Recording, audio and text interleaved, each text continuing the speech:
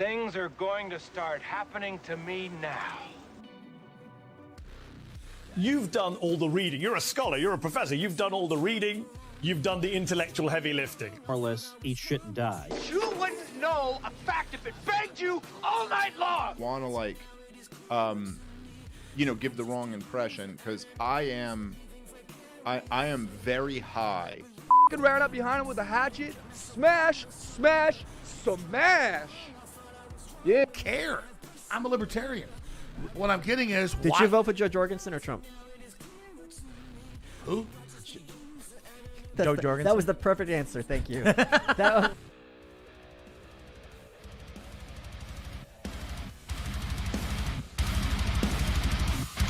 And here we are, everybody. Welcome back. How you doing? After day one-ish of Tom Woods week, we've done only two or three episodes that we've gone in. However, I've gone ahead and split this day one up. We're going to do 1 and 1.5. It's, look, a week is technically 7 days. Who says I can't push this to a 7-episode banger?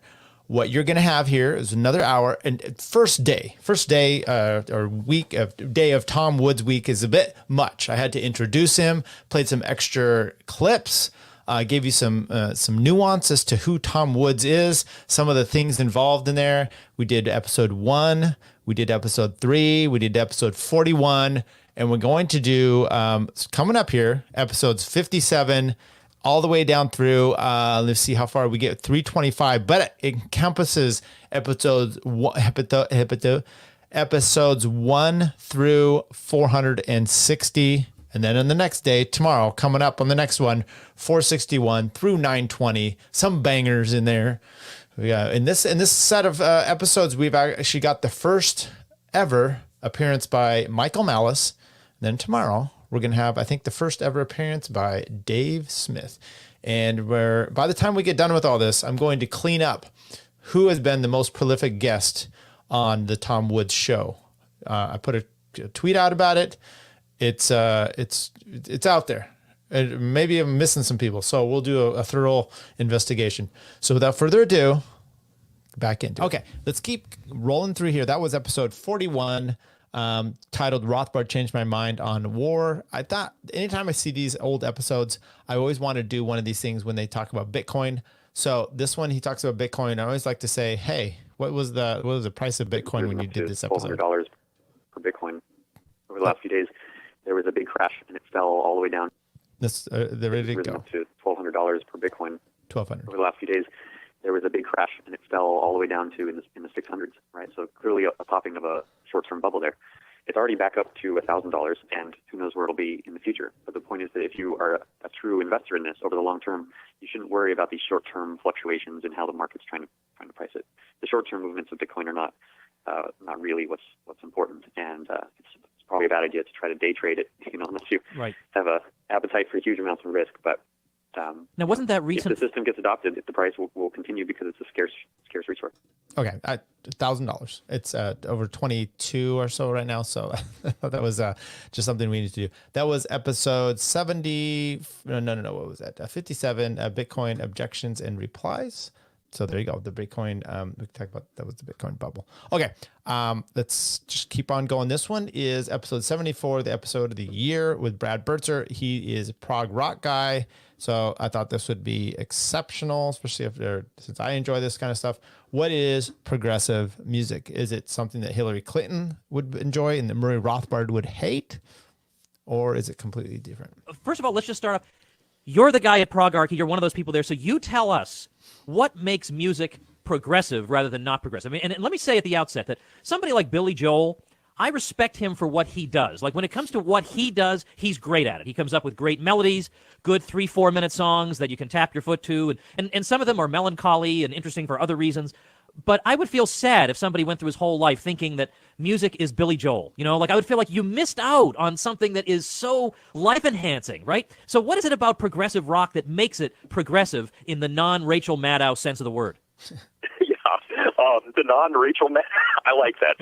Well, first of all, Tom, the Progarchy, our website's only been around for about a year and a half, so there's no reason you would know about it. And of course, I know you're a progger, and So that would give you some incentive to look at it, but it's still a pretty niche form of music, I think. Progressive music, of course, that the term progressive rock didn't really come about until the 1960s, and it was used as an auditory term at the time, but the people who were involved in it were really thinking more along the lines of jazz from the 20s and 30s. That is, they were trying to kind of break out of just typical 4/4 time refrains and so forth. And in some ways, your Billy Joel example is really interesting because you can have something like The Piano Man, which is incredibly complex in terms of song structure, but then you have something like Uptown Girl, which is not really complex at all. And I think a lot of what progressive rock has tried to do over 40 years is to really consider rock as an art form rather than as just an emotional outlet. So it would be probably Sgt. Pepper's versus Hard Day's Night. And that, right. Or maybe we might say it could be something like the Moody Blues rather than the Rolling Stones. And not that there's anything wrong with the Rolling Stones, but the Moody Blues were doing much more complicated things. Of course, bringing in string instruments, orchestras, and so forth, and really trying to create long, involved songs. And as my friend Winston Elliott says, anytime I recommend a song to him, he says to me, well, now if I started him, I'm going to miss dinner. Yeah, that's right. That's right. And that's a great, that was one of my favorite comebacks ever. Well, I think another feature of it is that you're much, much less likely to get tired of it.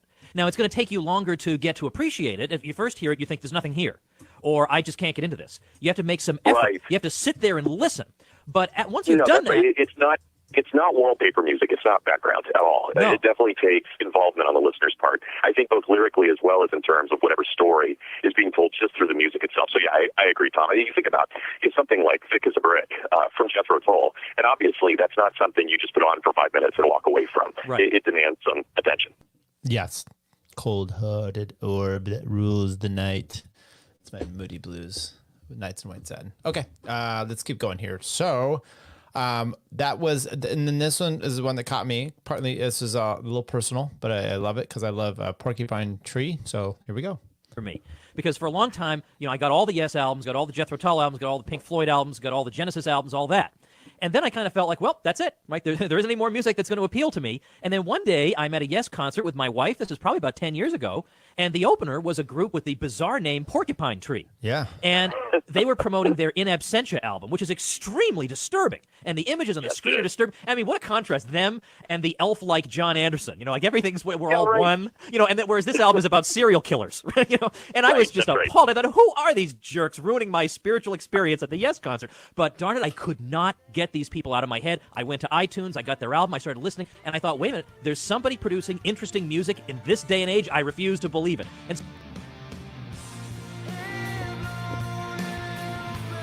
there's some Porcupine Tree, so it's Open Car, one of my favorite songs. Anyway, so Tom Woods loves progressive rock, so do I. But you know who else I love? I love me some Walter E. Williams. Poor guy, he's passed away. He used to sub in for Rush Limbaugh a ton of times. He came on to I was going to almost say the Rush Limbaugh show, the Tom Woods show early on, which episode was this? 82. Tom Woods and Walter E. Williams on nullification. This one is specifically secession principles. I loved how he's talked about this as a principal and an agent, as an attorney. I loved kind of the way he tied this together. The brilliant Walter E. Williams. Though, when you explain something like this, it sounds so logical. It doesn't sound like you're saying anything crazy. But yet, for some reason, Americans seem to be almost allergic to the idea of secession. They're okay with secession if it's going on somewhere else in the world. The Czechs and the Slovaks can secede from one another. But for some reason, it's unthinkable for the Union to be divided into smaller parts. Why do you think that is? I don't know, but I think that most Americans do not have a very good understanding of our history. That is, when we seceded from King George, well, the Treaty of Paris was written in 1783, and the Treaty of Paris established 13 sovereign nations. These were New York was a nation, Pennsylvania was a nation, and Alabama was a nation, and so these nations came together in the 1787 to have a confederacy, to have a federalist system, and matter of fact, if you read the ratification documents of New York, Rhode Island, and Virginia, in the ratification documents, they say that if the federal government becomes abusive of the powers that we've delegated to it, we have the right to resume those powers. And matter of fact, the Constitution of the United States would have never been ratified if the states did not believe that they had the right to secede. And I just point out one other thing, that is, we have to keep in mind, the average American just does not know that the federal government was created by the states.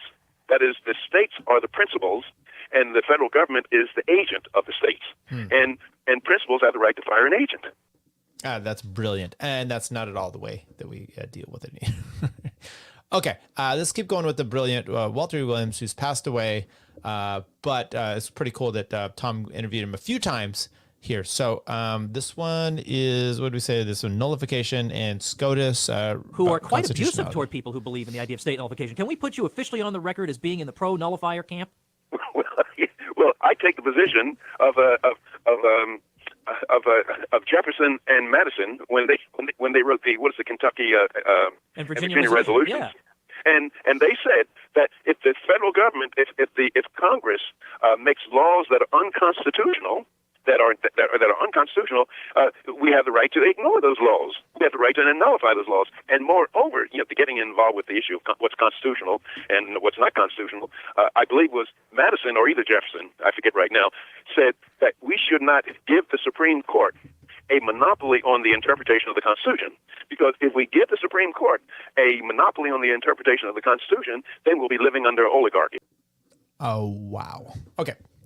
Crazy stuff. By the way, Brad Birzer, who did the progressive rock one, I have a note here. He was also on episode 50, 74, 310, 504, 534, 720, 849, 868, 925, 1204, which was all about progressive rock, 1250, 1409, another progressive rock one, 1533, 1634, 1727.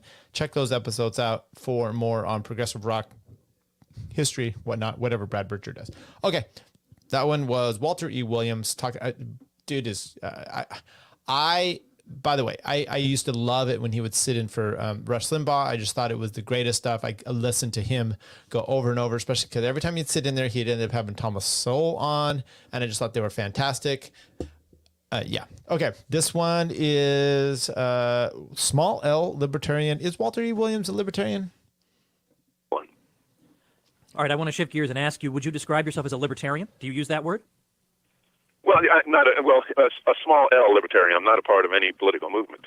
So if that's the case, how do you answer what must be a very, very, almost drearily common objection from people who would say, look, Williams, I took that conceit out of your columns. Look, Williams, don't you understand that it was federal actions again and again, whether it's affirmative action or anti-discrimination law or what have you, that created the black middle class and allowed people to prosper. And if you were in charge, well, you can finish the rest of that question. How do you answer that? Well, most of the problems that black Americans face in our country from its inception was a failure of government to do the job. That is, people were able to get these discriminatory laws and Jim Crow laws, and because of with the help of government. And the government ignored the extra legal measures that were taken, such as lynching and beating and stuff like that, to enforce segregation. I think one of the questions one has realized is that whenever you see a law on the books, one of your first suspicions that it should be is that that law is on the books because not everybody would behave according to the specifications of the law. And so if restaurants or theaters or train companies, trolley cars, would not allow blacks to enter under the same condition of whites, why in the world would you ever need a law, segregation laws? Evidently, some whites would have. And so the system would have tended to collapse. But speaking of discrimination, I believe that people have the right to engage in discrimination on any basis they want. That is, you can discriminate as far as race or sex or criminal background, et cetera, but you don't have the right to use government to force other people to concur with your discrimination. And then a lot of times I've written articles about it. As a matter of fact, I've written a whole chapter in one of my recent books, Race and Economics, and pointing out that people discriminate all the time. When I was choosing a wife to marry, I didn't give every woman equal opportunity. I discriminate against Chinese, white women, Italian women, women with criminal backgrounds, women did not bathe regularly, et cetera, et cetera. We all do, Walter. We all do. Missed. He's very much missed. And I would suggest, by the way, you go to Tom Woods, and I'll put a link to all his podcast episodes in here. You can just, Control F, or do you have a Mac, the window F, whatever you do there, and type in Walter E. or just Walter Williams. It comes up with a bunch of different, let's do that real quick. How many times, what do we have here? Walter Williams. Five times. Multiple episodes of Walter Williams on Tom Woods, and you can just listen to him. Tom has all the accessibility right there to do so. Check him out. Great guy. Did amazing work. Worked at George Mason University as an economist, but he no fucks to give. He was a great man. Okay, next one, episode 83. That was episode 82. I couldn't go much further because I had to see this one. It was question and answer stuff with Ron, Paul, Lou Rockwell, and Tom. And I've got some clips in here. I had to cut video stuff for those as well because they just weren't on. I put Rune and Lou. Okay, episode. I think the problem is that these individuals who like legislation, they want to legislate against vices and bad habits. They shouldn't ever do that. That's not their business. But the other thing is the original intent was not to have a federal police force. And so if there's going to be any of these laws, they should be legal. So I'm for, radically reducing the size and scope and authority of the federal government, and we might have a much better chance at handling this. But as Tom points out, the local people can be just as bad sometimes. But you can't have laws against vices and bad habits. That's just that's totalitarian at the extremes. Quickly mention that Senator Dick Durbin and a bunch of similar creatures wrote a letter to the committee that puts on the Golden Globes, and also warning the Oscars that they've actually showed people smoking e-cigarettes on the air, and this had to be banned. Lord! So they're threatening them too. I just want to quickly mention a great book by Harvey Silverglate, who's a defense attorney in Boston, called 3 Felonies a Day, and he argues that just by living, you're committing 3 felonies a day, and it's a good book. Right. What's that? Michael Malice talked about the guy. There was Stalin's head man. You show me the man, I'll show you the crime type of thing. Okay. Clip 2. Well, I want Dr. Paul to answer this one, but I've often wondered if the reason that Congress just lamely gives up its prerogatives isn't necessarily just because they're a bunch of lazy bums, but because maybe there's some pressure being put on them behind the scenes. I mean, I hate to even guess at something like that, given the wonderful people who are in charge just looking out for our good. But I wonder what Dr. Paul thinks. I think it's Dick Cheney. He's into his fifth term. I don't think any of the presidents really are in charge. I think others are. The people who provided the ability to get through the process and get through the media hurdles and get the money, and then they have a lot to say what's going on. And I think they also have a say on who becomes the Federal Reserve Board chairman, which is probably just as significant as who is the president. Okay, good stuff there. Let's go to clip number 3 of the Ron, Paul, Lou Rockwell, and Tom Woods, and then Jeff Dice was manning the mic at the time. But maybe here, I have a comment and then a question. I grew up in a really small town, and my father's actually a police officer. And I've seen firsthand the militarization of the local police department in small towns. And because of a lot of the fear-mongering with the media, they almost welcome it. So what is the solution, other than the media is very biased, but a lot of Americans are aware of, the NSA problems and the police state that's emerging. But for a lot of people, like I said, they welcome it. So what is the solution, and what practically can we do to get people to wake up? Well, there are some areas where I think we're doing pretty badly, and other areas where I think things are turning around. And one of them is that the younger people, well, they might be confused on economics. Well, that's what the Mises Institute is here for. But they're much better on war, and they're much more skeptical of the police. They don't buy into the superstitions of their parents. And I used to, by the way. I used to think that anybody who had any problem with the police was a pinko commie who should pack his bags and get on out of the good old USA. And now I see that I shouldn't have thought that way. But the younger people don't have some of the superstitions we have. And they're all, Lou mentioned Cop Block. It's funny, I was just on their Facebook page a couple weeks ago. Cop? I hope he said cop. Had about 73,000 likes. Then I checked the other day, they were at 94,000 likes. With that kind of growth, everybody would be a member of... Yeah, because if it wasn't Cop Block that he said, it would be a million. Cop Block by the end of the seminar. So, I'm sorry, what did you say? Let's just go rewind it a little bit. With that kind of growth, everybody would be a member of Cop Block by the end of the seminar. So, they're young people plus the ability to communicate forbidden ideas and videos and clips of what's really going on. So I don't know how this is all going to work out, but that is an explosive and very, very welcome combination. Okay, let's just hope he said Cop Block. I think that's what he said. Okay, I think we're going to do the last clip here. Play it away. I get a similar question asked frequently. How did you survive all those years up there? Wasn't it really frustrating for you? And I said, no, I was never frustrated. Never once. I tell them I just had low expectations. But there's some truth to that, is your expectations make a difference. If I thought that, me being in Congress, I first went to Congress in 76, that I was going to all of a sudden change that system. I think I understood it a little bit better than that. So I wasn't expecting to do that. Quite frankly, I think more came of it than I ever dreamed, because even after having been there for a long time, there's still, I think Jeff might have mentioned that, I would talk to smaller crowds. Well, for a long time, I would go to college campuses and get 15 or 20 people out, and something changed in 07, all of a sudden, but things came together. So, but in Washington, I wasn't frustrated, and I tried to make the best of it, and I really, really welcomed a type of a victory. I remember Leonard Reed's advice that, your approach has to be to spread the message. It has to be, a much more calm demeanor. You don't grab a guy from the shirt and say, this is the way it is, and you're going to listen to me. He says, become knowledgeable. He says, somebody might ask you a question. And when they do, it's important. And I can remember, and many of you in this room will know the name of Walter Jones from North Carolina. Walter Jones right now is probably the strongest anti-war proponent in Washington. He's not a libertarian, he admits that, but he changed his mind on that. But I remember him coming, sitting down next to me, and he was having second thoughts about why his voting for the war, and he wanted me to explain how you can be a conservative and be opposed to the war. And all of a sudden, light bulbs went on. So for all the things that should have made me frustrated, a Walter Jones and a couple others gave me a lot of encouragement. There you go. Good stuff. Okay. Let's go on to the next one, because we just got to keep going through here. It's going to take forever to actually get this taken care of. But this is a bit where Tom Woods then... Walter Block does an interview. He explains it a little bit. He ends up suing the New York Times about this after the fact. But here's Tom kind of talking about it because he was part of this. And the Times suggested that Walter thinks slavery really isn't so bad.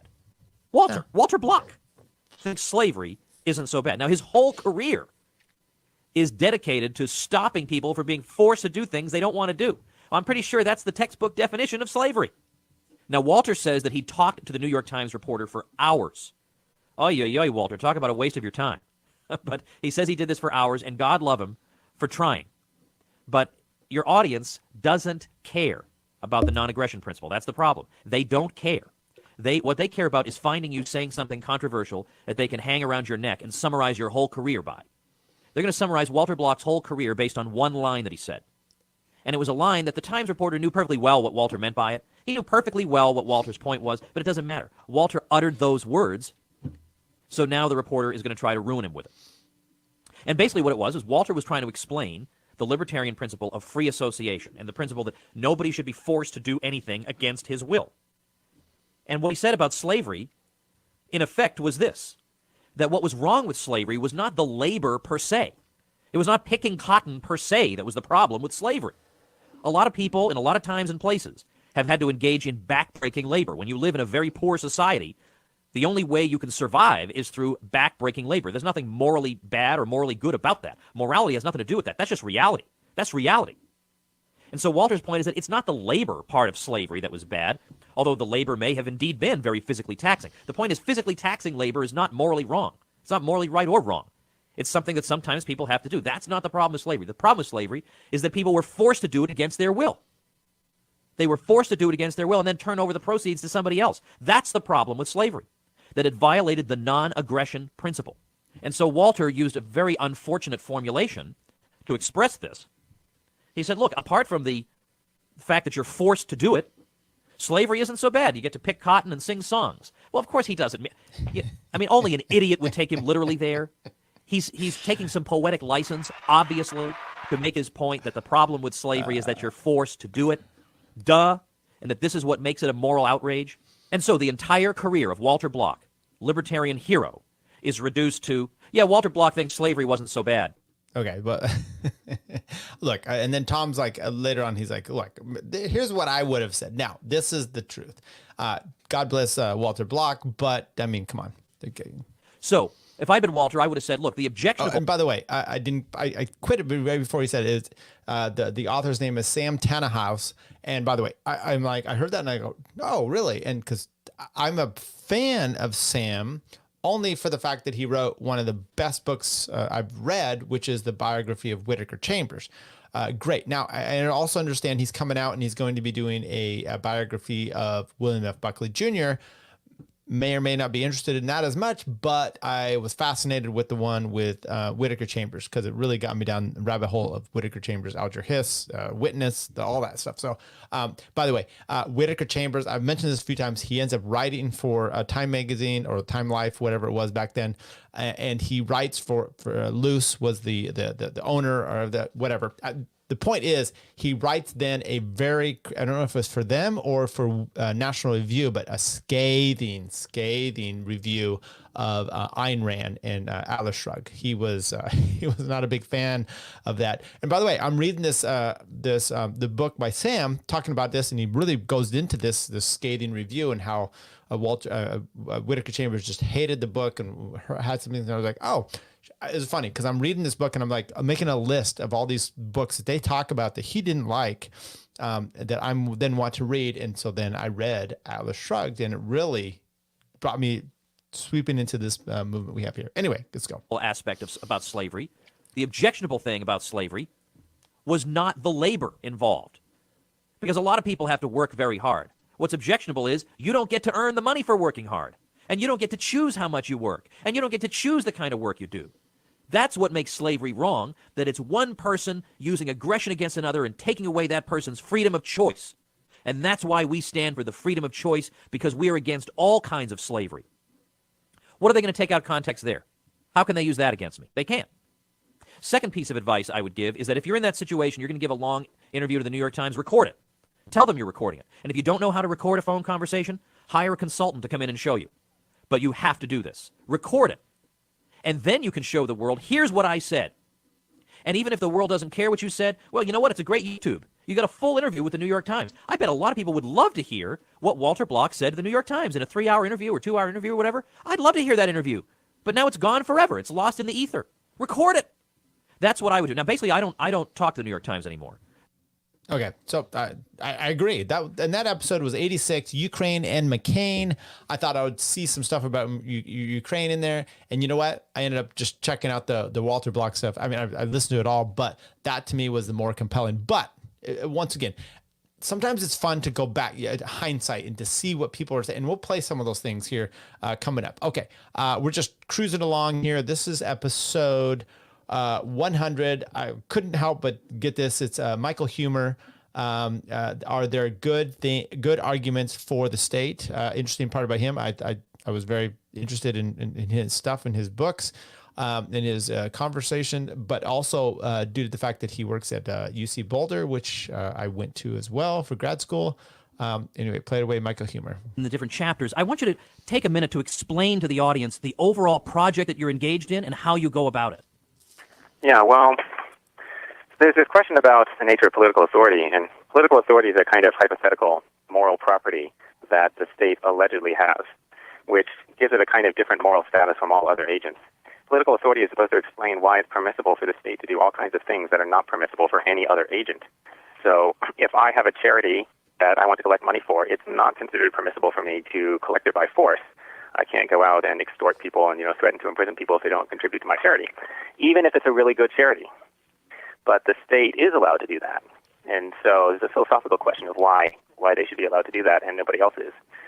Right? So a theory of authority is supposed to explain things like that. At the same time, it's supposed to explain why we should obey the state when we wouldn't have to obey anyone else.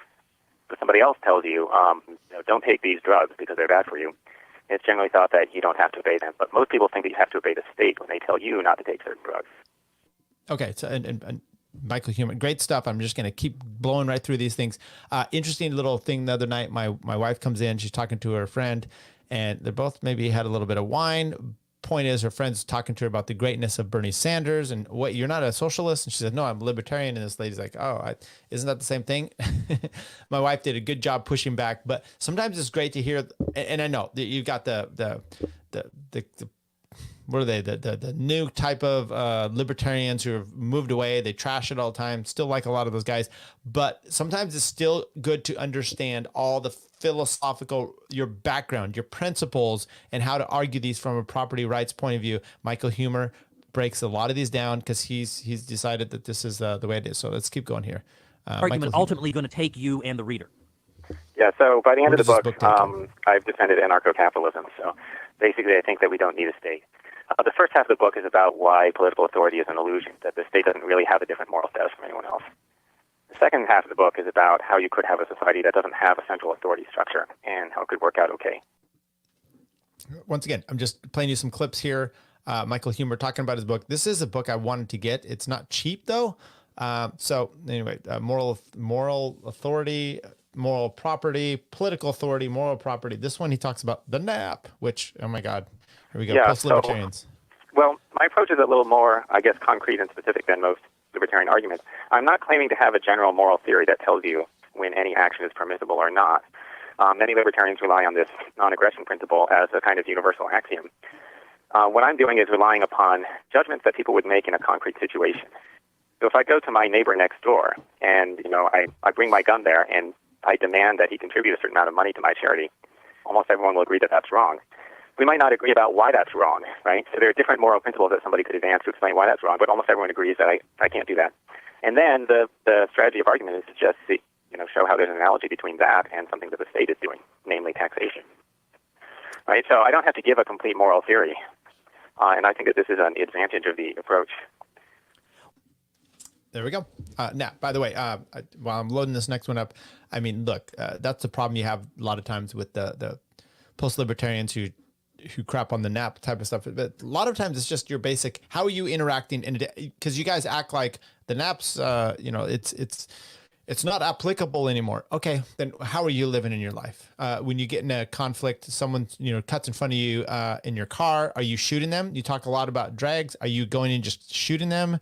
I still think it comes down to a definition. And by the way, we'll talk about this with Hasness, with the myth of the rule of law, about how those aspects play into it. Your interpretation of force and fraud and aggression may not be the other person's. What's his name? Archie Flowers says saying racial slurs is aggression. Well, that's bullshit. But that's where we're at. So anyway, last clip we'll play of Huemer here. Actually, we got two more. This one, he talks about the social K, as in law. We call that the K stands for contract, social contracts. Now, you're also talking in the book about a sort of hypothetical social contract. I mean, here, I suppose we're talking about the veil of ignorance, the original position, the sort of thing that John Rawls might have advanced. Can you talk about that a little bit? Yeah, right. So, after philosophers figure out that, well, there's no actual social contract, nobody actually agreed to it, then they move to, well, maybe you would have agreed to it in some hypothetical scenario, right? Right. It's a little hard to see how that's supposed to give any moral force. So here's an example. Let's say you're a doctor in a hospital and an accident victim has just been brought in. The accident victim needs immediate medical care. However, he is unconscious. Now, normally you need somebody's consent in order to give them medical care, but you can't get this person's consent. So what do you do? Okay, and the answer is, well, you give them the medical care anyway. And the rationale for this is, well, it's reasonable to assume that they would consent if they were able. Because most people would consent, okay, and it's really genuinely necessary and so on. So, all right, so there's the efficacy of hypothetical consent. But this isn't going to work for the state and the social contract. It's not going to work for the state to say, well, you would have consented to have us. So first of all, in the case of the unconscious accident victim, it's actually important that the victim is unconscious. If the victim is conscious, then you have to ask them. You can't just say, well, you would have consented if I had asked you, right? Citizens of modern government are not all unconscious. The government could ask them if they consent. The government chooses not to ask them because they're afraid of what the response would be. Yeah, there you go. If the consequence of your saying, no, I don't agree, would be that you would have zero tax liability, then quite a lot of people would say, no, I don't agree, and then they would get the complete tax refund. Right? The other problem with the hypothetical consent theories is that when the philosopher argues that you would consent, they usually they do that with a counterfactual assumption that your beliefs and values were different from what they actually are. Because there are certain people, namely, like most libertarians, who would not consent, or at least would not consent if they knew what the government was going to be like. So, in order to make the argument that hypothetically we would consent to the state, you have to either just ignore the libertarians or hypothetically assumed that the libertarians had different beliefs than what they actually had, right? And this doesn't really work. Like in the appeal to hypothetical consent, it should be based upon the person's actual philosophical beliefs and values. Yeah, there you go. Well, last one we'll play here of Michael Huemer, which I've enjoyed every time he's gone on with Keith Knight, obviously Tom Woods, and he's a fascinating guy. And by the way, he was even Pete Quinones, post-libertarian, his anarchy video documentary. And I know Pete's pulled himself back from that, but it was a great learning piece. Whether you want to believe it or not, whatever. It's and Huemer, not Michael Schumer, who Dave Smith and I ripped apart on our show. Response to a libertarian critique of Rawls. Now, can you just tell us a little bit about what was Rawls doing? Like, what was wrong with his whole approach? Because there does seem to be a superficial plausibility to it, that if I were behind a veil of ignorance and I didn't know if I was going to be male or female or rich or poor or black or white or talented or untalented, maybe I would say, well, then, since I might wind up being the lowest of the low, then the rule I would want governing society is that we should be as equal as possible, so that even if I am the lowest of the low, I won't be so low. Like, what's the problem there? Because, as I say, there seems to be some superficial plausibility to it. Yeah, interesting. Yeah, so here's another hypothetical. Let's say there's a lottery, and there's one particular ticket that if you have it, you win $1 million, and then the other tickets, are all worth nothing. So I bought this lottery ticket. Suppose that I just found out that it's the winner. It's worth $1 million. And then you come up to me and you say, Mike, you paid $3 for this lottery ticket. If you didn't know that it was a winner, you would be happy to sell it to me for $10, right? So you should sell it to me for $10. Wrong. Right? Now, if I didn't know that it was a winner, I would sell it to you for $10. That's completely irrelevant once I do know. And once I do know that it's a winner, of course I'm not going to sell it. And there's no argument from justice that I'm morally obligated to sell it either, right? No, I'm not obligated to sell it. It's not unjust for me to keep it. And so this is kind of analogous. If I'm in society and I found out that I'm one of the winners, so to speak, that is, I'm wealthy, I have talents that are socially valuable, so I'm in a good position.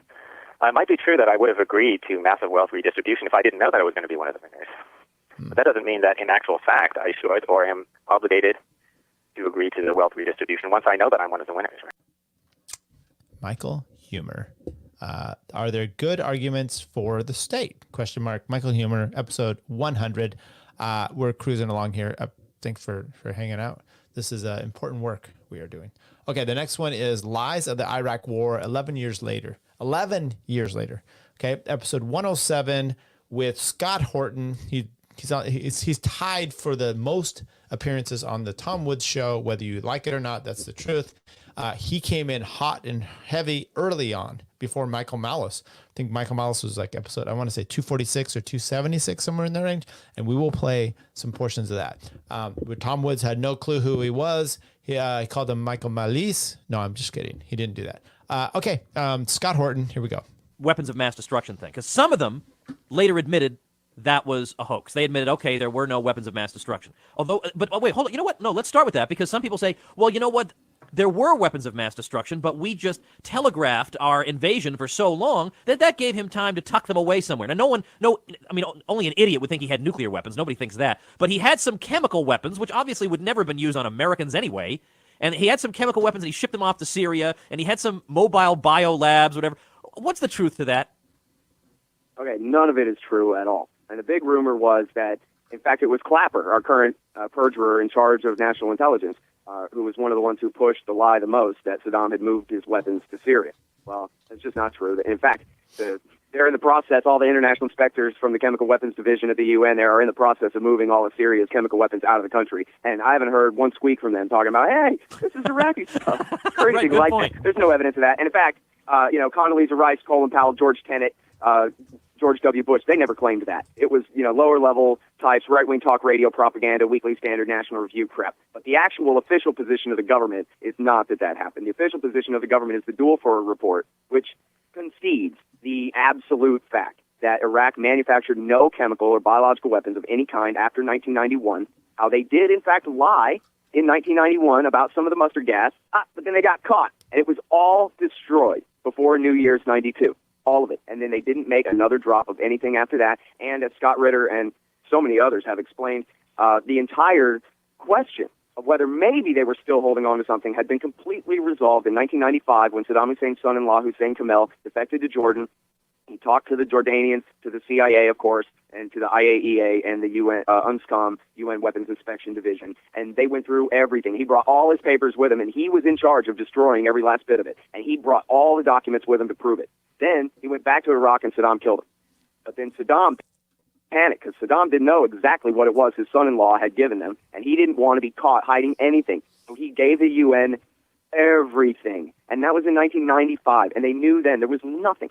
Any little bit of, they found something that you ever heard was just nonsense. It was the error ratio on dud shells out in the desert. Shelf life expired 20 years ago. And of course, back when they were being used, when Ronald Reagan and George H.W. Bush were giving Saddam Hussein targeting information from our military satellites so he could target Iranian, basically unarmed Iranian kids, human waves of Iranian fighters in the Iran-Iraq war with those chemical weapons. To kill them all. Robert Gates was the deputy secretary of the CIA at the time, whatever the hell, number 2 of the CIA at the time, under William Casey, arranging it all. So that's the chemical weapons. The Fox News headline, if you go back and look when the Dual Forward report came out, the Fox News headline is, official conclusion, no Iraq chemical weapons made, or WMD made after 1991. Even Fox News had to concede. It just wasn't true. Which brings up the question, but what about all that stuff they said for a year? Okay. And by the way, this was great because just the other morning I listened to this show. It's called Armstrong and Getty. I live in Sacramento area. They're in multiple states. I think they're in like Arizona as well. They're in multiple states, maybe 3 or 4 different states, multiple, like 11 different stations in California. So they're pretty big, and they're kind of couch themselves as libertarian-ish. And they're playing a clip the other morning, and one of the guys was kind of like, this is bullshit about the someone was saying that Bush lied about getting into Iraq. They were pushing back on some other things, but they're just like, that's where I draw the line type of thing.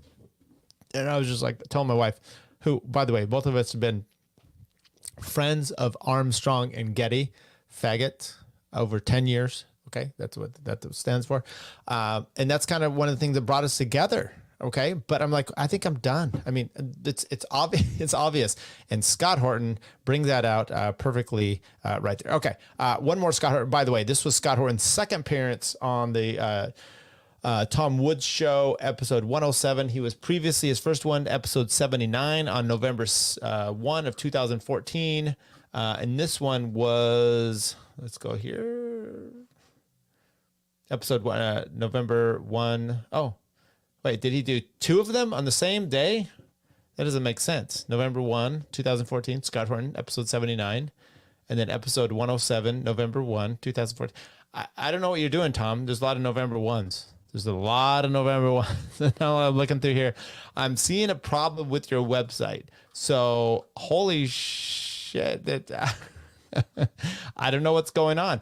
October 31, October 29, tons of them. Pierre Byland, Daniel McCarthy, Walter Block, Mark Sisson, Kevin Gutzman. Tom, I found a loophole in your thing. I don't know what happened. So maybe those when they uploaded. I don't know. Either way, Scott Horton, what's sort this of one objection? about? I would get things like, you just don't think brown people can have democracy. Oh, yeah. Or I labeled this one, Tom's a racist warmonger. Let's reload this so we get this fully here.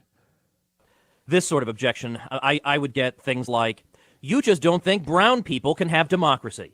Or you think that it would be good for Saddam Hussein to continue to exercise his reign of terror over the Iraqi people. What do you say to that? Yeah.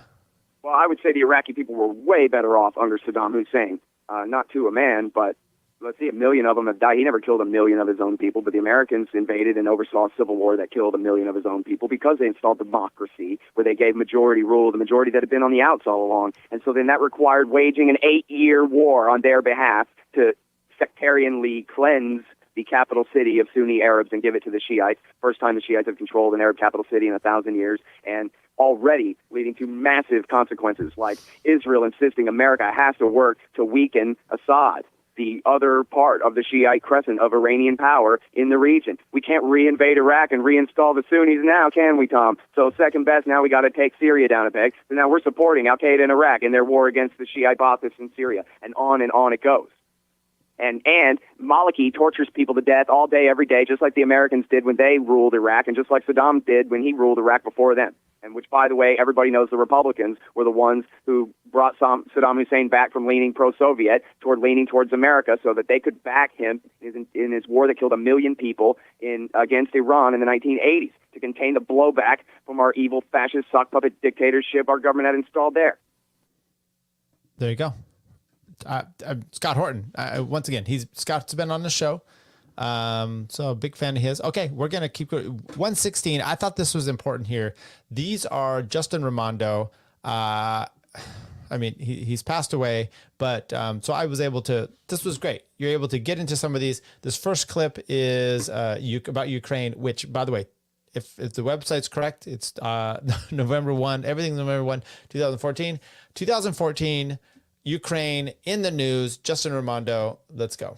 You're here today in the midst of this Ukraine crisis, and you've been writing quite a bit about that. And I've been getting a lot of feedback from libertarians in Eastern Europe, and they are overwhelmingly telling me, and these are not the bad kind of libertarian. These are good, solid Misesian libertarians telling me, whatever you may feel about this situation, and you don't want the U.S. to be involved, we understand that, but don't go to the other extreme of thinking that we ought to try to look for rationales for what Putin is up to. He's a fascist, nationalist, expansionist. We have nothing in common with this guy. Let's not make excuses for him. Do you think that that's what libertarians have been doing? Have they been making excuses for Putin?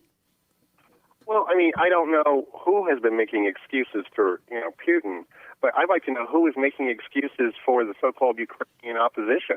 I mean, for the first time in Europe, what you have is people who worship Adolf Hitler, basically, coming to power, entering the government of a European country. The first time since 1933.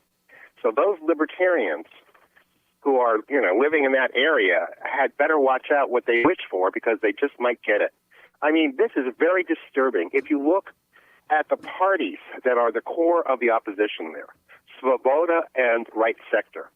So, so the Freedom Party, known as Svoboda, was founded as the Social National Party, cough, cough, of Ukraine in 1993. And, it's explicitly National Socialist. They worship Stepan Bandera, who was the World War II Nazi collaborator, with the SS. And they fought on the side of the Nazis. Their leader was imprisoned and then let go again to help them fight the Soviets. And so, I mean, this is the kind of leadership that you have in Ukraine.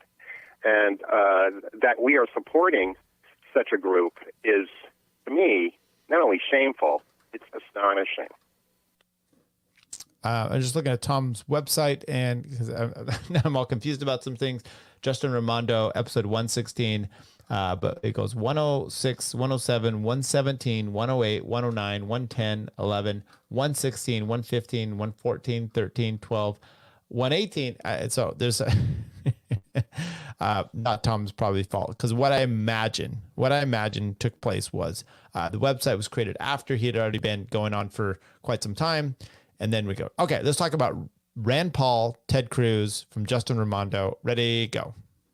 I had a statement the other day saying, yes, we have to get tough with, Putin, and we shouldn't let him get away with it. But if you look at what he actually proposed, it was very interesting.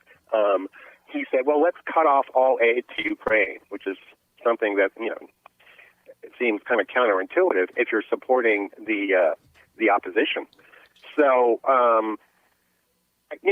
it looks to me like Rand is trying to use the rhetoric of interventionism to support non-interventionism. I mean, I don't know how far that's going to take him, but it seems pretty, clever, though it could be too clever by half. Cruz is just a demagogue. I mean, any idea that he was, part of the freedom movement, was always an illusion as far as I was concerned. Yeah, I could not understand even otherwise sensible people jumping onto the Cruz bandwagon. And I still have people coming up to me trying to persuade me on Cruz. They say, oh, he loves Austrian economics and this and that. And I don't know, maybe he does. That's not, I suppose, incompatible with being an interventionist militarily. I mean, it's just a framework for thinking about the economy, for heaven's sake. But Cruz, I've sort of assumed right from the beginning, Of course he has to be an interventionist. What non-interventionist do you know who endorsed Rick Perry for president? Shouldn't that have been a red flag for people? Like, what's the deal? And in terms of his policy, he's been a hawk consistently, even though occasionally he'll throw people like us a bone by saying, well, we can't intervene everywhere. Yeah. Well, that's a truism. Yeah. I mean, Cruz's behavior during, for example, the Hagel nomination. Oh, awful. Seemed just ridiculous. I mean, he was trying to channel Senator Joseph McCarthy, I think, and he succeeded. Are you, have you ever been a friend of Hamas? Yeah. And it turned out to be a fake group. There is no such thing as Friends of Hamas. But yeah, I mean, Cruz is an insubstantial figure, and I think he's getting lots of attention from the liberal mainstream media because he's a caricature. That's how they would like to imagine that, constitutional conservatives act, and believe. And, I think Rand Paul is going to disabuse them of that. Interesting little last comment there about Rand Paul. I mean, look, Ted Cruz actually got me to the Libertarian Party because I was hoping he would win because I've went to school with his wife, friends with her, and then he was an attorney, all this crap, and then Trump didn't, and I was like disgusted. Then I was like, let's just go all Libertarian. And then I'm like, Ted Cruz, this and that.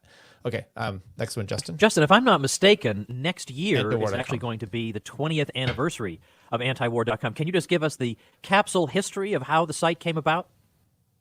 One day, my good friend Eric Garris, who is our webmaster, called me up in 1995 and said, we really should have a website. And I went, well, whatever, And he said, I think, the Internet's going to take off. And I said, nah, the Internet, forget it. It'll never be popular. He goes, well, just in case it is, Justin. Just in case it is. What would be a good domain name? And I said, well, antiwar.com. Since, in the libertarian movement, war had always been our big issue, war and peace. And so antiwar.com was born. Maybe for the first year or so, we didn't post much on it. But then came the Kosovo War. And I started writing my column, which back then was called Wartime Diary. And it was daily. And I would, crank out like 5,000 words or so every day. Oh, man.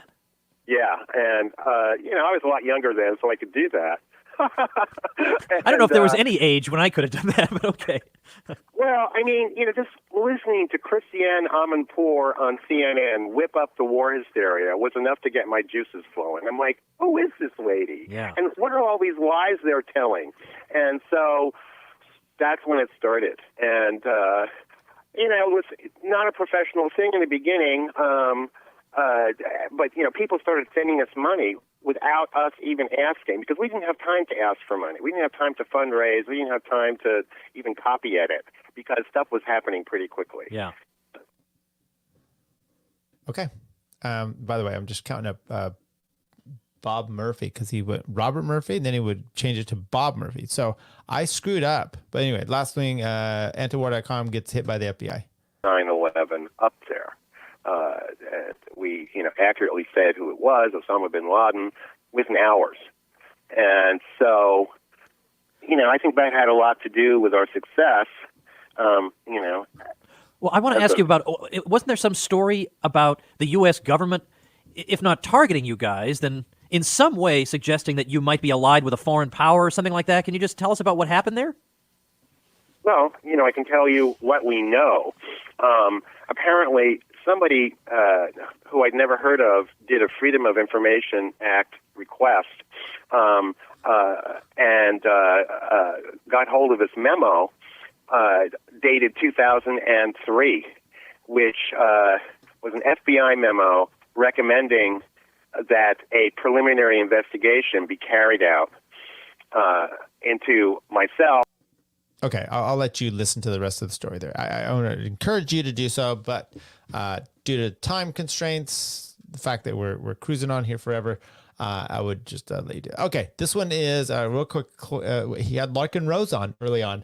So Larkin Rose on, let's see what, Most Dangerous Superstition, Larkin Rose, episode 139, probably November 1. How did the Larkin Rose of this book become the Larkin Rose of this book. Were Light you bulb a moment. minarchist before? Were you something else before? And then what was it? What was the light bulb I was that went just a off for you tax that evader. converted you, so to speak?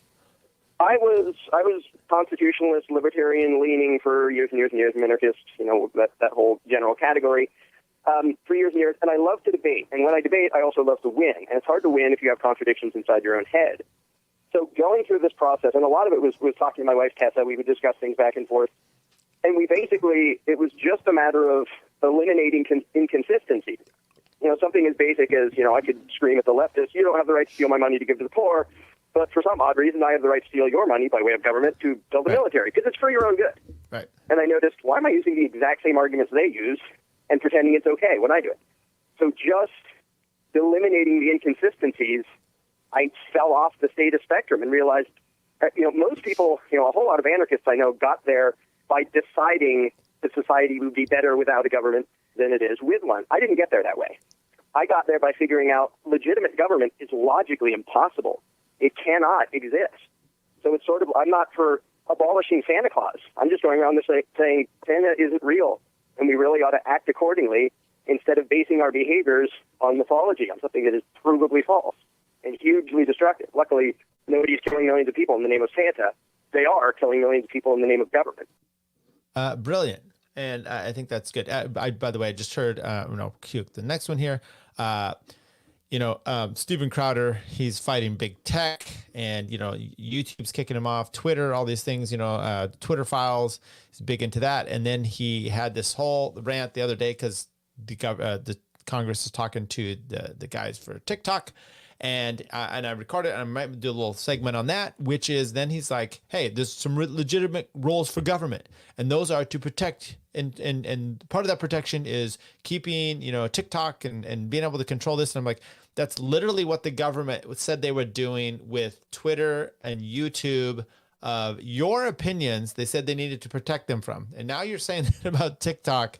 So the consistency there is not going. Okay, this one is Rule of the Myth of Law. John Hasness. Who is he? And let's get right into it. The myth of the rule of law. That is to say, what it is that people think of when they hear this very attractive sounding phrase, the rule of law.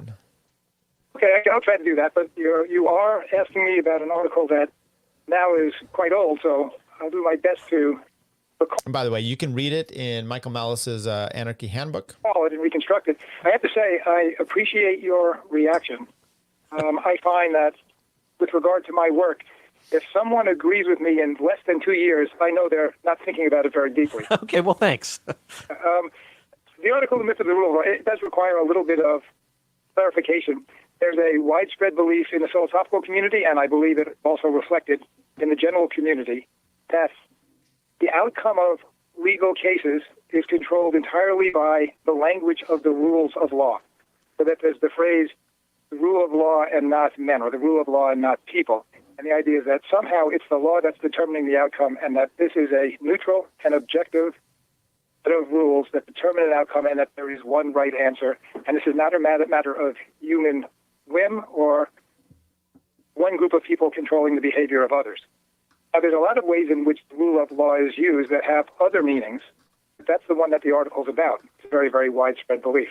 And the particular article you're talking about is one that says that idea is a myth, at least when it's applied to the law that comes from the legislative process, to some extent, even the law that comes out of common law courts. And the argument is when it's human beings making the law, it's the human beings that control and not the rules themselves. And the article tries to illustrate this with many examples. But since we're speaking and not reading, the example I use that's most common or most familiar to Americans is the First Amendment to the Constitution. And the language of the First Amendment says, Congress shall make no law abridging freedom of speech and of the press. If it was the language of the rule there that was controlling outcomes, then almost everything that people believe, and I'm a libertarian, so I write for libertarians, and this is something that most libertarians would subscribe to also, would produce much different results than what we usually get. For instance, if I ask most people whether the Congress can pass a law prohibiting someone revealing military secrets in a time of war, they'll say yes. But that means that they're interpreting the word no to mean some. If I ask, especially libertarians, whether the president can issue an executive order that stops people from criticizing his administration? Most people will say no. But that's because it's for Congress to include the president. Because the First Amendment prohibits flag burning. A lot of people will say it shouldn't, but then you're interpreting the action of burning a flag as speech or press. Every single word in the phrase is interpreted on the basis of the pre-existing political beliefs or ethical beliefs that the speaker already has. As a libertarian, I will interpret the First Amendment to create the greatest possible protection for freedom of speech that I can imagine. Okay, and I'm playing maybe a little bit more of these than other ones because I think these are really important and good stuff. Partly because you have this idea that, like you just said, I loved it, where the law is not subjective and it's just gonna have yes or no type of thing and check and here's what it is. No, it's not. And he goes into read his article. I would listen to this entire episode with Tom Woods. That's even the better way. Okay, this portion here is courts of equity and courts of law. I've actually written about this on my Substack. Family law. The explanation of why is because our legal system, the Anglo-American legal system, is a fascinating legal system, and it's actually a combination of two legal systems that were merged in the 19th century. One was the courts of equity, and one were the common law courts, which were dealing with rules. And the principles of equity was to believe in justice. The principles of the common law were the rules of law. Both of the principles kind of were in there to make sure the rules of law didn't work too much on justice. So they would undo unjust results. And in the 19th century, we combined the two different branches of law into one, so that now our legal system contains both principles of equity and rules of common law. And the result is you can always find a rule and its antithesis, or a rule or some principle that will undo it, that will allow the decision maker to get what he or she thinks is a just result. So the rules are not controlling anything. What controls things is the beliefs about justice of the people in the role of making decisions. The article I wrote is to say, basically to say there's only two options. One is you're going to have to involved in the struggle to control the people making the decision if you want the law to come out your way. Or the other option is to go in the other direction, is to try to remove as much as you possibly can from the realm of the law and leave it in the realm of private decision-making. So in other words, you're saying that the reason that, let's say, court decisions are not completely random or completely unpredictable is not that there's the rule of law keeping them semi-determinate or predictable, but that probably the judges have at least some ballpark resemblance in their visions of what is just, and that's what drives whatever stability we see in the law. Is that what you're claiming? That's a great statement. That's very well put. That is what I'm claiming. When someone says that the rule of law is a myth or that the law is indeterminate, what that person's saying is that the rules are not controlling things. Something else is. Yeah. So I just, as I load the next clip up here, just to reiterate all this, you have like family law as an example. What I do is courts of equity and law. It's kind of a mix. And therefore, the judges then have a chance a lot of times to make equitable decisions. Some things they're held to kind of the law, but then some of it's permissible. So they can make, is this fair? And that's kind of the standard that they do. And so it gets really kind of crappy. But that's the way it is. And by the way, that's when I recommend about libertarians going in, and men especially going in there, you've got to understand this. So when you say, oh, the court's against me, maybe you didn't understand that there's a law portion and then there's an equity portion. And so you need to learn how to play those games correctly. Let's go here. 19, why people taught to believe the rule of law. People have been, well, first of all, wait, before I even get into that, why are people taught to believe in the rule of law? This is what really blew me away. If it clearly does not correspond to reality, what's the benefit to the regime of encouraging us to think that there's a rule of law? Yeah, well, in the past, why were people taught to believe in the divine right of kings? Because if they believed that God endowed king with the power to tell them what to do, they would follow directions. If we can be made to believe that the dictates of our politicians are actually some kind of objective, impersonal statements of an overarching law, we'll follow directions. We will do what the power wants us to do. Another example I think I used it in the article, but I actually got it from watching the old movie Gandhi. The British are a very, very moral people, and yet they were willing to assault and attack Indians who just wanted to make salt in their own country, strike down these defenseless people. Why would ordinary human beings do that? Well, they wouldn't. unless they could be convinced that what they were doing was important because they were upholding the rule of law. They were not oppressing an indigenous population, just upholding the rule of law. The idea that we would uphold the rule of law will public to conspire and all kinds of oppressive and terrible conduct that the government wants us to engage in. And by the way, that as I load the next one, that's also an understanding to, why would they do these? Morality doesn't mean law does not equal morality. So just because you're holding up the rule of law doesn't necessarily mean that you're doing the right thing. Okay, last one with John Hasness. What's your solution then? Then even some libertarians may be prepared to concede. Actually, that would have been that's the conclusion of the article I wrote back in '95. But I can be a lot more moderate than that. And since time's short, I'll do a self-advertisement. One is the article you mentioned, the depoliticization of law, but there's another article called The Obviousness of Anarchy. And both of these say, look, if what you want is a system that's going to work better, we don't have to be radical. You don't have to look for something wildly different from what we have now. We live in a system that's been governed by common law for over 1,000 years.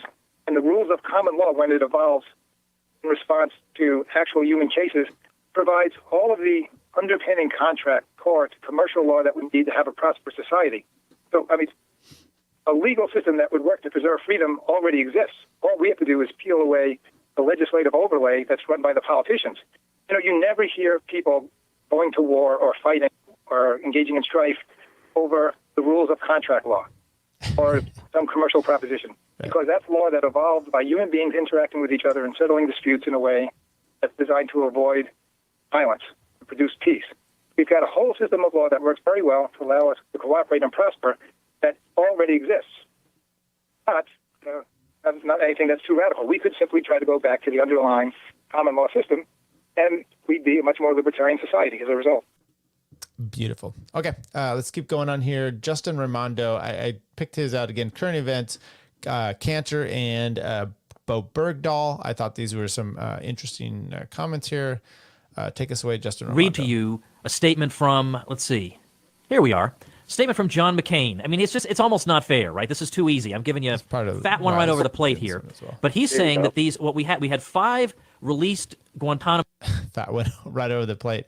How dare you, Tom, talk about Megan, his daughter, that way. Detainees who, according to McCain, were, quote, hardcore military jihadists who are responsible for 9/11. And then he goes on to say, I wouldn't release these men, not these men. They were evaluated and judged as too great a risk to release. Now, there is absolutely, well, you tell me, how much truth is there in that statement? Zero. Absolutely zero. Al-Qaeda is not the Taliban. So, number one, that's just wrong. These guys, well, let's just see who they are one by one. We can go down. Mohammed Nabi Omari was actually working for the CIA when he was arrested and shipped to Guantanamo. Why was he arrested? Well, because the U.S. government was handing out lots of cash in exchange for intelligence. And you can put that intelligence in scare quotes. And he had been turning in a lot of people, and they got back at him by turning him in. So, this looks like another case of the U.S. government's cross signals. So that's one of them. The other one, his name is I can't even pronounce this, but he was the former Taliban governor of Herat. And as soon as the Americans invaded, he called up Karzai and said, you know what? I want to join the new government. I'm on your side. But they arrested him anyway. 3 of these guys were actually working for the CIA. Of course. Okay. Last one on this one. And by the way, if you check out season 2, I want to say, of the podcast Serial, which was a while ago, they did a whole Bergdahl thing, and I thought he was full-on traitor, and that it was kind of disgusting that we had done this thing under Obama. And then I listened to it, and I was like, maybe that's not quite the case at all. So, what about Bergdahl himself? People are saying that he was a deserter, that he had a change of heart about the war, or that he even became pro-Taliban. He's saying that he's been treated very well and he could play badminton there and so on and so forth. What is your response to that? Well, I mean, again, there are no facts to back any of this up. We don't know what the circumstances were of his disappearance. If you look at a WikiLeaks cable, which is a U.S. government cable, military cable, apparently the our government had intercepted the Taliban, which was, celebrating the fact that they captured Bergdahl. And what they said was that he was in a latrine on the perimeter of his base. And in the course of an attack on that base by the Taliban, he was captured. So, do any of these people even, talk about this? Of course not. These are the facts. So I don't think that the Taliban would be saying this if it wasn't true. Okay, there we go. Let's keep moving on here. So the next one we're playing clips of is episode 1. That was 178, by the way. Current event. This is 194. Richard Nixon, an insider's account. This is where one of the times he did multiple times interviewed Pat Buchanan, and I tried to find the quote where he basically says, he's referenced it a few times, where he says Pat Buchanan kind of admits that the war was wrong, but he doesn't quite. I didn't find that one. So anyway, but we got a few things. This one, Nixon sucks, is what we're calling this one. Now, before I go on, I've got a bunch of things I want to ask you that I find interesting. Your take being different from the take that we would see from a lot of historians, but my listeners are just going to demand that I ask, and I am curious, the following thing. Look, what we've now seen in the last 2 elections, we've had Mitt Romney and John McCain, who more or less are of the opinion that the conservatives have nowhere to go, and they'll hem and haw, but the fact is they're going to pull that lever for us so we can kick sand in their faces. It just doesn't matter what the conservatives want, and the result has been totally lackluster, uninspired candidacies. Now, isn't Nixon really the originator of that? The conservatives have nowhere to go. At one point in the book, he says, Pat, you got to give the nuts 20% of what they want. Now, you know what? I'm one of those nuts, and I want more than 20%. But when I look at Nixon's record, he said once, or probably more than once, that the U.S. economy is so strong it would take a genius to wreck it. So he wasn't so interested or so hands-on in that. So we get affirmative action, we get the EPA, we get the wage and price controls, we get the closing of the gold window, we almost got a guaranteed national income. I mean, what's in the credit column then, Pat? Could we admit that maybe this strategy doesn't work out for conservatives? Well, there's no question about it, but that Barry Goldwater was the ideal conservative. He made a number of mistakes, Tom, and I was all behind him. And there was no doubt that the country did not want Goldwater conservatism in 1964. He must have lost by 25 points and wiped out the Republican Party. Across the nation, we were down to 32 Senate seats and 140 in the House. My belief, and I still think it was correct, was that Nixon, and I mainly was interested in his foreign policy, to be candid. He was much tougher during the 40s and 50s on the communists than anybody else in the Republican coalition. But there's no doubt about it that when we put together the Goldwater right and the Nixon Center in the Republican Party, we went after the socially conservative Northern Catholics and the Southern Protestants, as we called them then, and put together that coalition. But there's no question that when he got in, he brought into his cabinet people like Bill Rogers, and George Romney, and Bob Finch, who I think you would all call them liberal Republicans. He brought in Moynihan into the White House. And the truth is, we did not have any people from the movement we had created and built in the early 60s who had real national experience in foreign policy or tremendous national experience in domestic policy. And so what happened was, I think, as I wrote in the book, Conservative Votes, Liberal Victories, after Nixon left, we provided all the votes, and the liberals got the victories. As Hugh Scott, the senator from Pennsylvania, who was a liberal Republican and the leader of the Republicans, said, the conservatives get the rhetoric and we get the action. And so what did we accomplish? We did put together a new majority, which enabled, the Republicans to capture the White House for 20 or 24 years. You did take on the national media through Vice President Agnew. Nixon did bring the troops home from Vietnam, and he did bomb Hanoi and mine Haiphong and leave every provincial capital in South Vietnamese hands. Whether you like it or not, he ended the draft. And the EPA in its early years, quite frankly, Tom, the rivers and air were polluted horribly, and this is interstate commerce, and the feds had to deal with it some way. But, wage and price control, that's all ad hockery. You're exactly right. As for closing the gold window, as I told Jack Kemp one time, Jack, if we hadn't closed it, the Brits were coming with $3 billion to clean out Fort Knox. Oof. Okay. One more clip here with him, the Southern strategy. I thought this was I thought it was very interesting the way you handled the question of the Southern strategy. Everybody says the Southern strategy was just a base appeal to whites and it appealed to segregationists and so on, although it'd be hard to make that appeal with George Wallace in the race. But you make a persuasive case here that if you really are looking for strategies or candidates that were making appeals like that, look to Woodrow Wilson and Franklin Roosevelt. Well, Woodrow Wilson and Franklin Roosevelt carried all 11 Confederate states all 6 times they ran. How do you think they did that? How do you think Adlai Stevenson carried some deep southern states against General Eisenhower, who wiped the floor with him nationally? Yeah, who do you have the on the Democratic Party was built. The Democratic Party is the party of slavery and segregation and secession.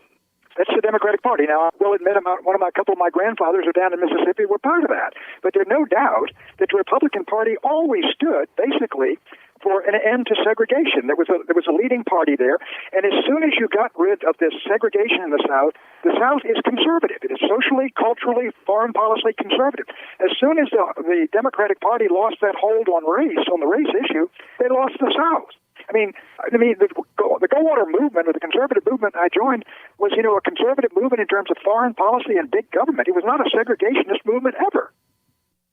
Oh, there you go. He says it wasn't ever. Okay, that was episode 194. We're cruising on up. Quick one here. Tom, man, he's got everybody coming. This one is Ralph Nader, unsafe at any speed, but that's not what he calls it. Ralph Nader on left and right. I think if you really break this one down, he gives a lot of conflicting viewpoints all at the same time. Here's a few. Oh, yeah, and once you have a left-right tidal wave heading toward Washington from around the country, the politicians run for cover. I mean, when Obama and his buddies in Congress from both parties were ready to invade Syria a year ago, they got a landslide in Congress of emails and calls and protests. They were coming in 60 to 100 to 1 in senatorial and congressional offices, and the good guys won.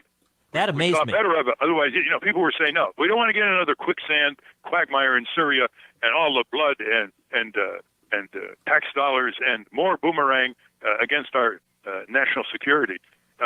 Isn't it amazing that they're smarter? These people around the country are actually smarter about national security than the so-called professionals in the military-industrial complex. Why? Because it's about money in the military-industrial complex. Huge contracts for Lockheed, Grumman, Raytheon. This whole Iron Dome going on in Israel, Palestine, and Gaza now. They're watching it very carefully at Raytheon and the Pentagon, because they're testing these weapons as part of a $9 billion missile defense program. They don't tell the American people that these missiles are knocking down extremely wobbly, low-level rockets and not intercontinental ballistic missiles, because if they did tell the American people that, the American people say, why are you spending $9 billion a year for the last 25 years and you haven't had a successful test against a intercontinental ballistic missile? So, it's all spending time to get the facts out, to talk among ourselves as citizens. But there's a reason for democracy, and that is it usually comes to better results. There's a reason for the free marketplace of ideas, because it comes to better results. There's a reason that there are 12 people on a jury, because they come to better results. And that's what we got to do. We got to become much more self-confident. Why the people protesting in Congress almost got a left-right coalition over a year ago to pass a bill blocking the NSA dragnet snooping on the American people. And this was a left-right coalition inside the House, defying their own leadership, Speaker Boehner and Minority Leader Pelosi. So it's already starting to succeed, and we can see it across the board. It just has to get left-right coalition has to get more confidence, which is why I wrote this book. This book is a confidence inspirer. It gives a lot of historical examples, of which you're very well aware of successes in the past, or at least mobilizations, and it shows the strategy for the future. I have 24 areas where there already is public opinion convergence, 60, 70, 80. Okay, so he gives a lot of things there. Democracy is bad, but democracy is really good. So confusion over there. But check out Ralph Nader. That's just the additional stuff. Okay, so then we move on. We've got just a few things left here. Episode 236, A Totalitarian Mind. Michael Malice, his first appearance on the Tom Woods Show. Who is Michael Malice? And by the way, they instantly have an amazing chemistry, and you can understand why this love affair took off. Fox Business Network. So wasting no further time, let's go right over to Michael Malice. Michael, thanks for being here today. Thanks for having me, Tom. I was telling you before we went on that I'm sorry to say I was unfamiliar with your work until a good listener alerted me. I always tell people I get some of my best suggestions from the listeners. So I looked you up and I thought, who is this guy? Right? I'm looking at all your work. Somebody's actually written a book about you. Like, who in the world are you? So before we even get into Dear Reader, the book I want to talk about, I demand that you account for yourself, man. Who the heck are you? Well, I've been in Gulch this whole time. Sorry you weren't invited, Tom. That's right. Apparently not. I thought I was one of the cool people, but I guess not. No, you're gonna have to keep being a janitor for a bit. No, so I am by trade a celebrity ghostwriter. I write books for celebrities, but I've had a book written about me by Harvey Pekar. Harvey is the creator of American Splendor. He passed away 4 years ago, and the book is called Ego and Hubris. A lot of different books carry it. They gave it a great review. They said, Michael Malice is the hero of his own life. I've gotten some negative reviews. The Onion called me a human cockroach, which is a testament to my indestructibility as well as perhaps to my bad nature. But that's basically and I've been, a hardcore involved in the liberty movement since college. And trivia question, I own Ayn Rand's Copy of the Fountainhead. Okay. We're going to keep cruising on here. This next one is Ghost Writing Kim Jong-il, Michael Malice. Take it away with Tom Woods. Based on their life. In this case, Kim Jong-il was not available to me. A, I'm not Korean. B, he's deceased. So I went to North Korea and I got all the books that they have for sale here, and I read the entire Western library of books, and I adapted that into his life story told from his perspective. So let's talk about some of that life story. Just at the very beginning, when we read about his birth and the circumstances of his birth, he's describing, or you're describing through him, I don't know quite how to put it, but he's describing interesting natural phenomena that just happened to be occurring at the moment of his birth. Well, it wasn't just happened to be occurring. I mean, according to the North Korean mythology and propaganda, he was a miracle child sent from heaven. They refer to him in these terms, even though North Korea is explicitly atheist. And this is kind of to show that, he's been chosen to follow the lead of his father, the great leader Kim Il-sung. Now, when you were reading through some of these works that you got in North Korea, did you in fact detect a kind of a religious tone running through the portrayal of this man? It's very, very intentional and conscious that there is a religious subtext to the North Korean literature. And this is why, currently there's many refugees that go to China because the border has become porous between North Korea and China. And when they come back and they're smuggling things, they get kind of a slap on the wrist. However, if they have Bibles on them or they are found to have talked even to a Christian in China, they're given the death penalty. So they are very, very atheistic in the sense that this is competition for them because they have very consciously established a national religion. They talk about, they have a holy trinity. They have Kim Il-sung, the great leader, is the father. They have Kim Jong-il's mother, anti-Japanese heroine Kim Jong-suk, and she's always referred to as anti-Japanese heroine. And Kim Jong-il is, the Christ figure. He's this, beautiful baby boy born on Mount Paektu, which is kind of their Mount Zion at the very north of Korea. Although in actuality he was born in Russia. But according to them, he was born at the top of this mountain, and the weather changed, and the ice on top of Lake Chon cracked, and there was a new star in the heavens, and everyone in Korea just kind of lost their minds with happiness when this beautiful day occurred. By the way, I read that book. It is fantastic. It takes you from start to finish, basically 1940s through almost present time. So thoroughly enjoyed, or probably earlier than that, but it was good times. Okay, this one, that's the one we just did. Let's see, 26. Oh boy, did I mess this up? Timestamping wise, I didn't get this timestamp right. Just write the story. Kim Jong-il. That's fine. We'll do the last one here. Michael Malice. I don't know what this one is really going to be about, but exciting times ahead. Let's finish it off. Not all of whom agreed with me, and we were talking about Barack Obama. None of them liked Obama, and one of them was saying, well, at least I respect the office. I try to have respect for the office. And I just sick and tired of this. I said, you know what? I don't even respect the office. I'm just going to come right out and say I don't even respect the office. Because once you start speaking in language like that, the creepiness and cultishness inevitably follows. Well, Michael Malice, thanks so much for your time today. If only all guests could be like Michael Malice. Thanks so much. Thank you so much, Tom. All right, everybody, that was Michael Malice. I'm telling you, doesn't this show just get better and better? Yeah. Like, it's been almost a year since we've been doing a Monday through Friday show, and I keep thinking, well, eventually the quality is just going to have to drop off, and it just never does. I'm so pleased to be able to have so many great guests on this show. So if you're not subscribing... There you go. Go subscribe. We got 2 more clips here right away. Stefan Kinsella, episode 325, Are Corporations Unlibertarian? I thought we'd throw these in real quick just to kind of cap out the first section of clips. Take it away, Stefan Kinsella. It's a form of corporation in a sense. All states are corporations because they have a legal personality. They are said to exist on that plane as an acting entity. In private relationships, individuals would have a business, or they'd be employed, or have a shop, and they're just an individual. If you owned a shop, you called yourself a sole proprietor. If you partnered up with someone because you needed more than one person, unless they were employees or family members. You might have someone else who contributes capital, and you all work together, and that's called a partnership. So you just partner together. But that's really nothing more than a private contractual arrangement. Under those types of legal arrangements in the past, each partner would contribute a certain amount of capital or have a certain share of ownership of this partnership, which was not a legal entity. It was just the way that these people arranged their affairs. But if there was a debt owed by the partnership, like for a loan or even for some kind of tort, traditionally all the partners were held to be liable for the entire amount. There are many reasons for that, one of which was they wanted to hold themselves out that way so that they could have a good reputation. And also a lot of times these were like family type businesses where there was honor involved and all this. But sometimes they needed capital from someone who didn't really want to be too involved in the business. They just wanted to contribute some capital and have an ownership stake in it, but they didn't want to be liable for possible debts of the partnership. And so the practice of limited liability partnerships arose. Okay, a limited liability partnership is one where there are two different types of partners. One, they're general partners, which are the traditional type of partners who are each personally liable for all the debts of the entire partnership. And then there are limited liability partners who are only liable up to the amount of money that they invested in the partnership. So that was sort of the emerging model in early industrialism and capitalism. And then the state stepped in and came up with something similar to that, which they called the corporation. So the corporation is similar in many ways to the limited liability partnership.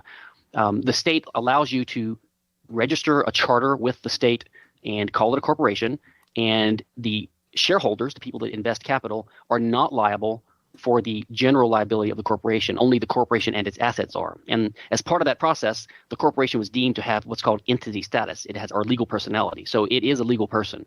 So that's how the corporation arose. And the criticism by the libertarians is that they believe that when the state did this, it granted a privilege to the shareholders. It granted them immunity from general liability for debts of the corporation that they otherwise would have had in a free market, and therefore it's a privilege and ought to be abolished. Okay, last clip we're going to play here. Stefan Kinsella talks about corporations as people, because I think this is a very important thing and debate you get in here with the non-libertarians or the left and the right. Same thing as corporate personhood, is it not? Yes. Okay, so this is a topic that comes up quite a bit on the left too, because you see people chanting corporations aren't people, and I think they think they're making some kind of profound point here, but I think everybody knows that a corporation is not actually a human being. And it seems to me that the entity status is a fairly benign feature of corporations. What is it? What is the purpose of entity status? What does it do? Okay, so let's that's the right place to hit it. And I agree with you. We should be suspicious of anything the state does, but we should also be suspicious of its claims, right? I mean, we're used to the state providing education and roads. They take credit for these things. They co-opt them, right? So it could be something like that's going on here. So we have to be careful not to just assume this. And if you want to find common ground with the left, and we can get to this later, I would agree we should abolish state incorporation statutes and grants. But I don't think it would lead to what the left libertarians think it would. So the entity status, yeah, so you mentioned the three features that Hessen sort of zeroed in on. There's limited liability, there is perpetual duration, and there is the entity status.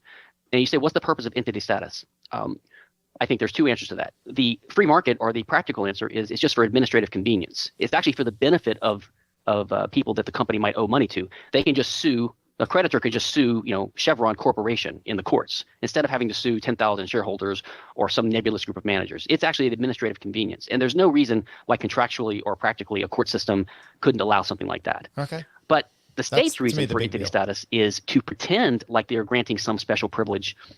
So, in a sense, the state and the left libertarians all agree on this thing, that the state is granting a privilege to the corporation or to the members of the corporation. So the state grants them entity status. Why? So they can say it's a privilege, so that they can say, well, we don't have to give you this privilege, so we can condition it, or we can ask for something in return.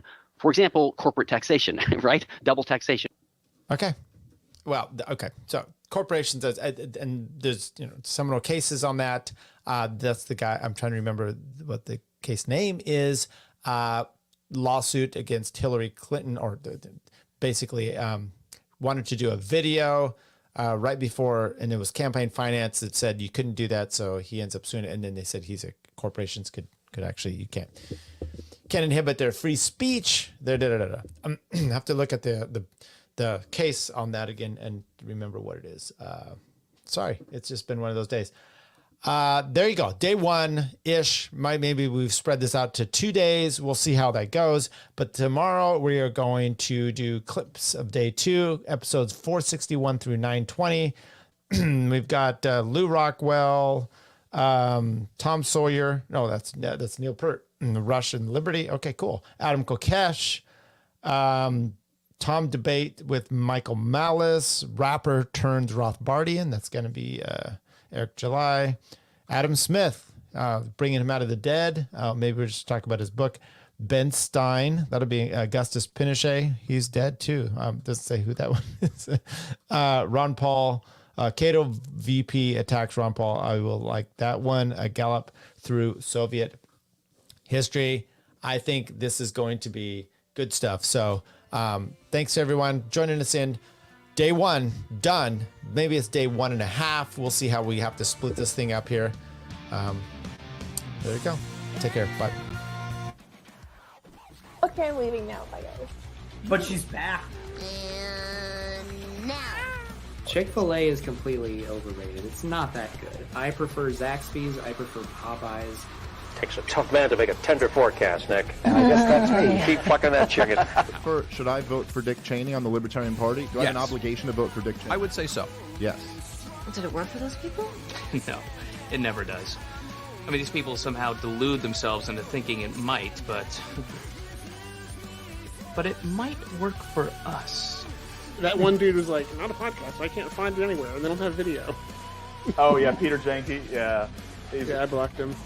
I'll do it. If he unblocks me, I'll... He'll buy your shirt if you unblock him, Bert. He's a wigger. Yeah, nothing cooler than So a he's- 49-year-old he- wigger. like- Yeah, I just that's all I started got. live streaming. Cut me some slack. I'm pretty high tech for a boomer. But